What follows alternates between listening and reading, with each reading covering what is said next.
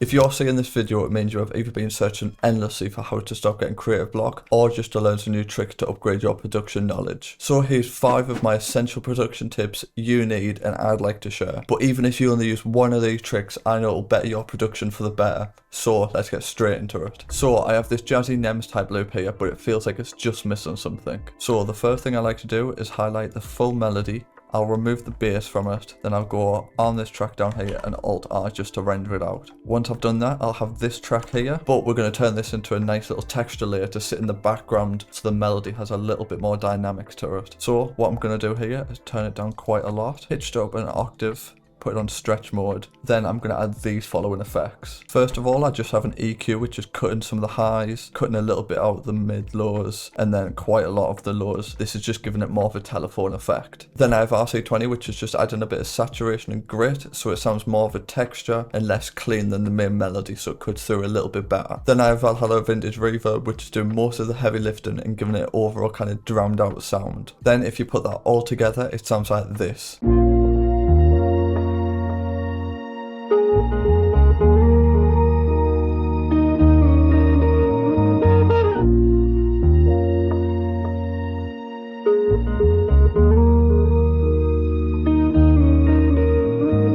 There's quite a big difference there as it's adding a little bit more texture to it and it sounds a lot more fuller overall. Now, we all know beat block can suck. Oh, brother, this guy stinks! But one of the biggest ways I like to combat this is stop doing the same thing over and over and over again. It just gets so repetitive. So expand how you are making music and learn a new genre or a couple new genres. Now, it might sound a little bit counterintuitive making a new genre if all you're making is trap or drill to learn something like Afrobeat or drum and bass. But the thing about learning a new genre is it's like learning production all over again. You still have the knowledge you did beforehand, but you're gonna at least pick up 1 or 2 tricks which you might not have known about before. And this could easily add to trying out new things in, say, trap or drill or whatever you do. So why not give it a try? Now, I know we've all heard it before. Process of sound selection. My sound selection. Sound selection. Sound selection. Sound selection. Sound selection. But sound selection can really make or break a beat. So here we have the beat from the last video, but this is with pure sound selection. Faded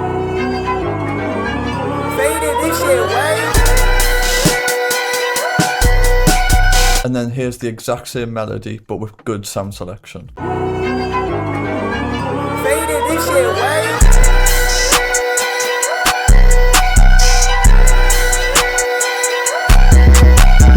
As you heard, they are both using the exact same loop, but the first one just doesn't hit the way it should. The drums are absolutely horrible and the 808 is just weak. But don't feel discouraged if your beats sound like the first one, because one of the biggest factors for this is bad sound selection and not having the right sounds for the type of beat. So to help everyone out, recently I've released my Erebus Mini Multi-Kit, which you can find on essentialwave.com, which I know, shameless plug, but hear me out. In the kit it contains 53 drum one-shots, 56 melodic one-shots, and even 14 melodic layers to add into a beat as accents, all for $7, which is practically the same price as a coffee, or if you like me, some good scran. But let's get back into the video. Now, this might sound like a weird tip for music production, as most of the time you are just making a beat, but if you're starting to work with more artists or you're trying to sell beats to artists, this can benefit you in multiple ways. For instance, if you're selling beats to an artist, you can do a bundle deal where you add a vocal mixing in with the actual beat you're selling, and this will bring the average order value up, making sure you make more money from each customer. Or you can just learn to do it so you can connect with artists near you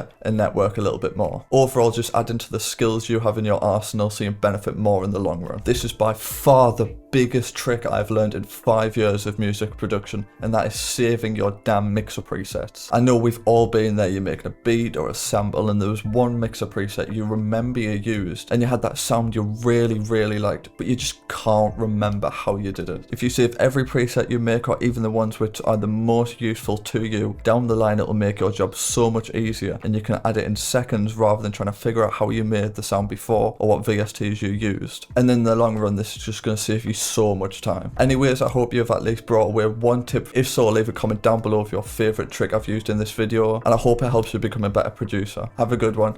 Peace.